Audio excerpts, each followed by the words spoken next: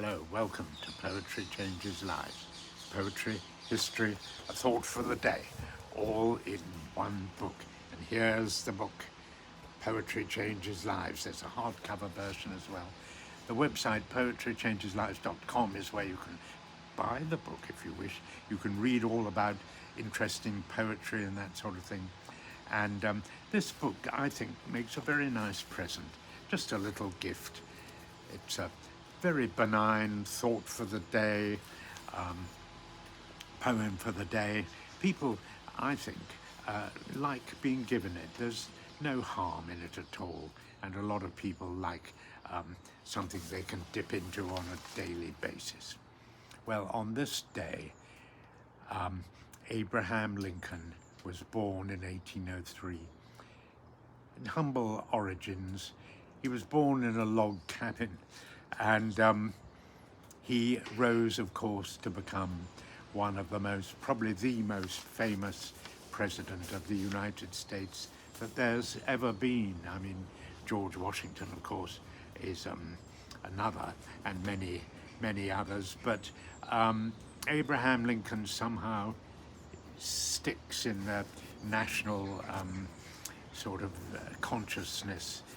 He was a very great man indeed in so many ways.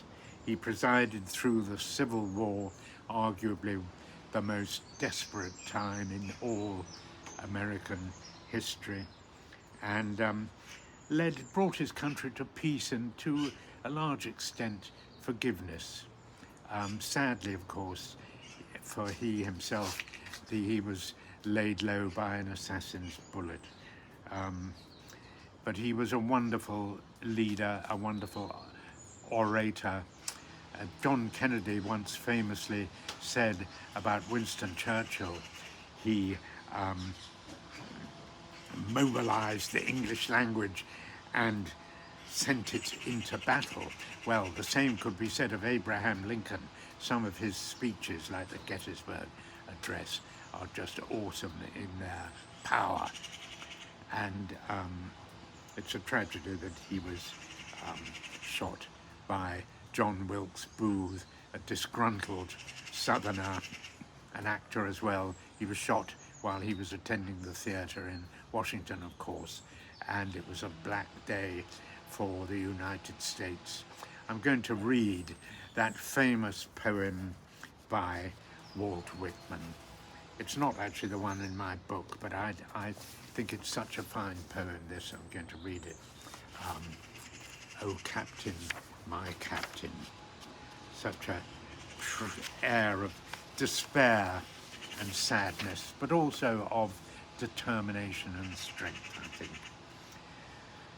Oh, Captain, my Captain, our fearful trip is done.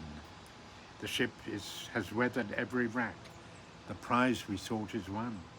The port is near, the bells I hear, the people all exulting, while follow eyes the steady keel, the vessel grim and daring.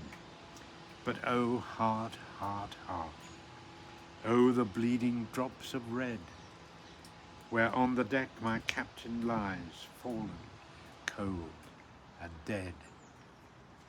Oh, Captain, my Captain, rise up and hear the bells.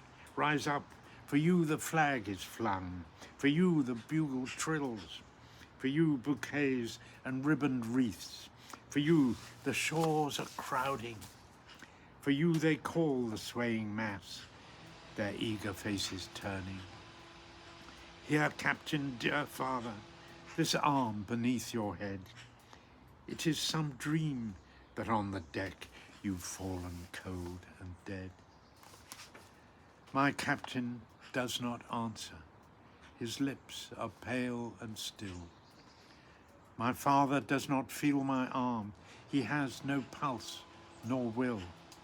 The ship is anchored safe and sound, its voyage closed and done. From fearful trip, the victor ship continues in with object won. Exult, O shores, and ring, O bells, but I, with mournful tread, walk the deck, my captain lies, fallen, cold and dead. You can really feel the sadness and bitterness in Walt Whitman's voice there. Lincoln died the morning after he'd been shot by John Wilkes Booth.